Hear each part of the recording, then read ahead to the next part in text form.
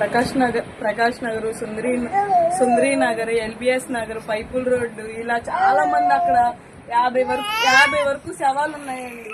ఆ శవాలు ఉండడం కాదండి, అసలు నీళ్లు రావట్లేదు జనాలకి.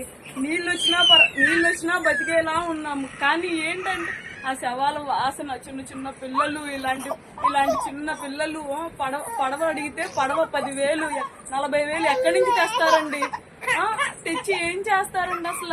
అసలు పోలీసులు ఉన్నారు, 40 పడవలు దింపారని అన్నారు. ఒక పడవ రాలేదండి. వాటర్ రాలా, ఫుడ్ రాలా, ఏమీ రాలా. మేము ఎట్టకేళ్ళకి అక్కడి నుంచి నడుచుకుంటూ వస్తే ఎవరో ఒక ఆయన పడవెక్కించుకొని వచ్చామండి బయటికి.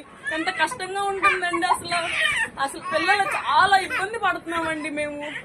ఒక్కసారి కాకపోయినా ఒక్కసారైనా అటు వెళ్ళి ఫుడ్ పంపించి పైనుంచి శవాలు తేలుకుంటూ వస్తున్నాయి. అసలు ఏంటి గవర్నమెంట్, నాకేం అర్థం కాదు. అసలు అలా ఉంటుందండి. అసలు నీళ్లు కొట్టుకుపోయి వచ్చేసి, ఇల్లు తేలిపోయి, ఇంట్లో సామాన్లు వచ్చేసి, ఒక్కొక్కడికి ఫుడ్ లేదు. ఒక్కరోజు అయితే పర్లేదు, 4 రోజులు ఫుడ్ లేకుండానే ఉన్నారు. కొంతమంది అయితే పైనుంచి శవాలు. అసలు వాసన ఏం అర్థం కావట్లేదు. చాలా భయం వేస్తుందండి.